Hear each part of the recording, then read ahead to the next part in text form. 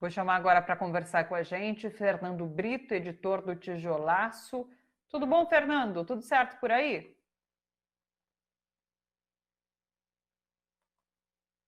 Fernando, não está comigo? Ainda não. Alô, Fernando Brito? Chamando. Agora sim. Tudo bem, Fernando? Eu estou sem Tudo seu bem, até um áudio. Será pouquinho que de você frio travou aqui o nesse início microfone? de... Agora foi. Não, Não, agora foi. Agora está tudo melhorou? certo. Sim. Não foi aqui. Bom, vamos em frente porque tem muita coisa para comentar. Eu fiquei chocado com essa notícia agora dos 43 homens da Força Nacional de Segurança Isso sendo mesmo. mandados para combater o incêndio do Pantanal. Você se referiu ao fato desse incêndio ter sido iniciado em, em algumas fazendas. São exatamente 9 fazendas que somam uma área destruída de 1.500 quilômetros quadrados, aproximadamente. Isso é mais do que todo o município do Rio de Janeiro. Veja, o município do Rio de Janeiro tem 1.121 quilômetros quadrados. A área florestal destruída nessas 9 fazendas soma 1.500 quilômetros quadrados.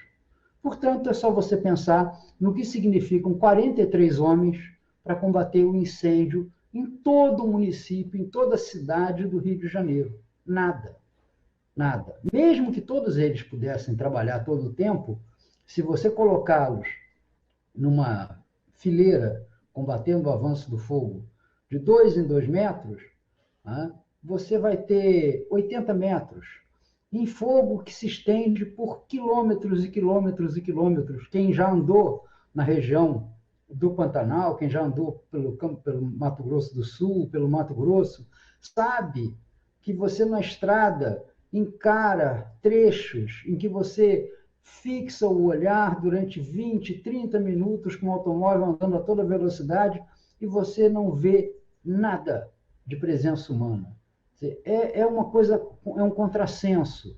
Parece ser uma operação publicitária, porque efetividade no combate ao fogo, nós teríamos apenas e deveríamos estar tendo um deslocamento de milhares de homens das Forças Armadas, coordenados, quem sabe, por brigadas de bombeiros profissionais, para atuar nessa região imensa. E nós estamos discutindo levar 43 soldados em 2 micro-ônibus para atacarem um incêndio que tem milhares e milhares de quilômetros de frente ardendo. É triste o que está acontecendo nesse país.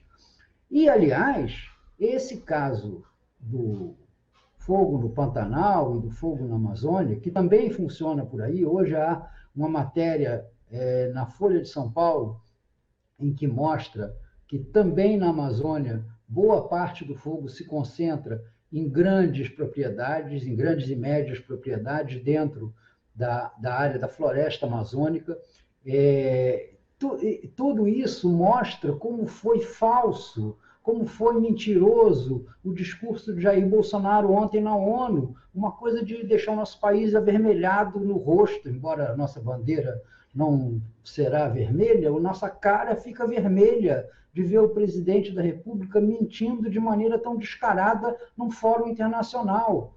Né? Mentiu na questão do incêndio, mentiu na questão do investimento estrangeiro. Hoje, nesse momento, a Folha dá um registro de que o investimento estrangeiro no mês de agosto caiu 85% em relação ao que se registrou no ano passado, mentiu na questão do auxílio emergencial e mente compulsivamente, enquanto os nossos jornais se exercitam, fazem uma ginástica para não pronunciar a palavra mentiroso.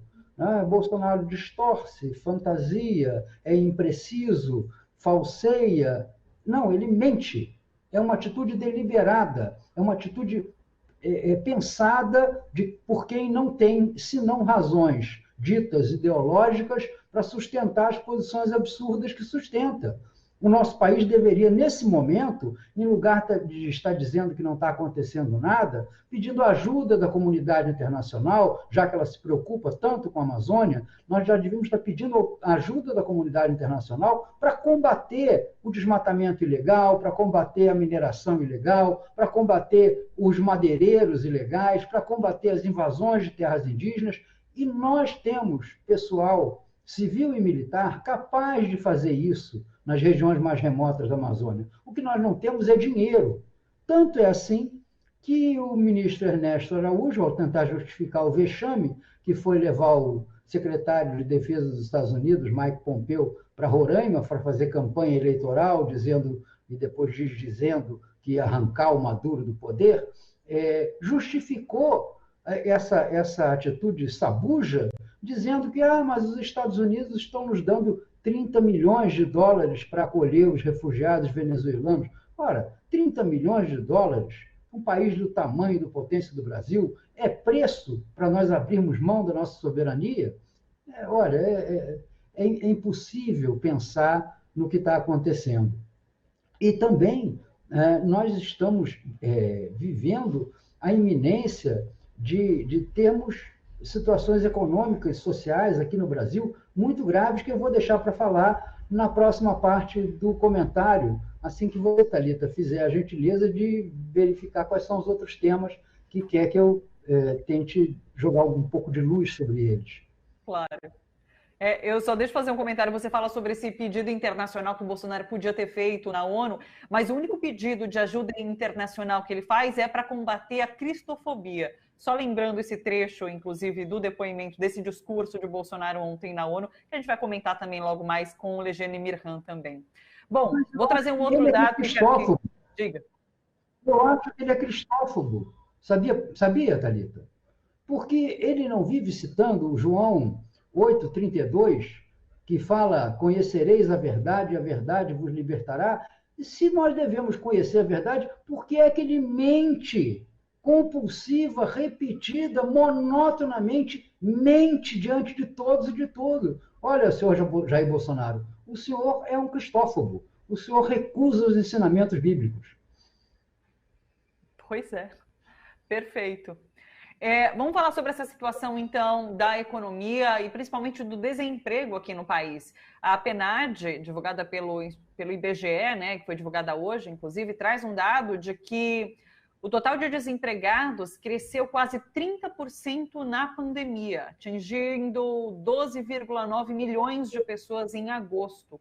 No mês passado, essa taxa de desemprego subiu para 13,6%, maior patamar desde maio. Em julho, estava em 13,1%. Então, a gente sempre comenta, além de tudo, os desalentados, são as pessoas que, inclusive, não estão procurando emprego nesse momento por conta da pandemia. Agora, é claro que com essa flexibilização do isolamento, essas pessoas passam a procurar e esse número só vai aumentar daqui para frente, né, Fernando? Não, o número já não é esse. Aliás, desde o início da pandemia, a gente tem advertido que as medições do IBGE sobre desemprego ficariam longe da realidade. E a razão é muito simples. A questão que é apresentada aos entrevistados é: você procurou, nos últimos 30 dias, por um emprego? Se a resposta é sim, essa pessoa vai para a categoria dos desempregados. Tá? Ora, ninguém nos últimos meses procurou um emprego simplesmente porque emprego não há. E é isso que mostra a própria pesquisa ao verificar que outros 17 milhões de pessoas, na sua maioria, deixaram de procurar emprego por causa da pandemia ou porque não há empregos na localidade ou na região em que moram. Vejam, nós temos oficialmente 12,9 milhões de desempregados, e temos 17,5 milhões de pessoas que querem trabalhar, mas se sentem desestimuladas a buscar emprego porque acreditam que vai ser difícil conseguir, vai ser impossível conseguir, ou porque suas pretensões não são atendidas pelo tipo de trabalho que se oferece, grande parte informal, grande parte abaixo do mínimo. Agora, essa pesquisa, Thalita, tem um outro dado que na minha opinião, deveria ser tratado como apavorante pelas autoridades brasileiras e pelos pensadores econômicos. Veja, o IBGE verifica que 44%, aproximadamente 43,9% dos domicílios brasileiros estão recebendo auxílio emergencial, ou melhor, estavam recebendo o auxílio emergencial de R$600 ou de R$1.200, que terminou neste mês, e que agora passa a ser de R$300 ou de R$600, se for aprovada a dobra para as mulheres que chefiam lares. Muito bem. Esses 44%, representariam, sobre a população brasileira, 93 milhões de pessoas. Eu creio, com razoável dose de certeza, de que são mais do que isso, são mais de 100 milhões, porque os domicílios mais pobres são justamente aqueles que têm mais pessoas habitando a mesma casa, a mesmo habitat. Muito bem. 100 milhões de pessoas começam a deixar de receber esse mês o auxílio emergencial, que, pelas contas do IBGE, representou em cada uma dessas casas uma média de ingresso de R$905. Por que 905, se é de 600? Porque muitas vezes 2 pessoas da família recebem, porque muitas vezes a família é chefiada por uma mulher que tem direito a receber em dobro. Então, esse valor de 600, na prática, vira R$900. Esses R$900, num passe de mágica, a partir de amanhã, a partir do mês que vem, viram 300. E a partir de dezembro, viram 0. Quer dizer, a carruagem primeiro vira abóbora e depois vira fome. Isso deveria estar nos apavorando. Mas só o que a gente está vendo é um jogo político da pior qualidade. Porque Paulo Guedes, e deixou isso claro, ficou claro isso na reunião que ele teve hoje no Congresso, está usando a pressão generosa das pessoas em favor de que a gente tenha algum tipo de continuidade, mesmo o presidente dizendo que o Renda Brasil morreu, não se fala mais nisso, que haja algum tipo de continuidade no auxílio a essas pessoas. Ele está usando isso para viabilizar a imposição de uma CPMF que nem mesmo em tese resolveria o problema. Por que não resolve o problema? Porque o Brasil está preso no culto ao teto de gastos. Teto de gastos é o substituto daquele famoso tripé macroeconômico. Vocês lembram, na eleição de 2010, na eleição de 2014, que os meios conservadores sempre diziam, mas não pode tocar no tripé macroeconômico, que era a inflação, era o câmbio e eram os juros. Não pode tocar, é divino, isso é um altar da nossa fé liberal. Bom, isso aí caiu em desuso e entrou o teto de gastos como novo santo do altar neoliberal. Então, Paulo Guedes diz que não vai tocar nesse. Se não vai tocar nesse teto de gastos, não pode criar despesa. Para dar o Renda Brasil para algum necessitado, respeitando o teto de gastos, tem que cortar de algum lugar. Guedes tentou cortar do abono salarial, tentou cortar do seguro-defesa, tentou cortar do seguro-família, e o Bolsonaro se saiu com aquela de que não ia deixar tirar dos pobres para dar aos paupérrimos. Muito bem. Então, o que o senhor Guedes está fazendo agora com a cumplicidade criminosa de um senador chamado Márcio Bittar, do Acre? Aliás, esse cara foi um ex-militante de movimento estudantil, foi dessas pessoas que passou da esquerda para a direita e se tornou feroz e insensível. Com a ajuda desse Márcio Bittar, ele quer desvincular os gastos de saúde e educação, que hoje são obrigatórios. A Constituição brasileira prevê, no artigo 198, que 15% das receitas serão destinadas à saúde, e no artigo 212, que 18% das receitas serão destinadas à educação, no caso da União, e 25% no caso dos estados e municípios. Muito bem.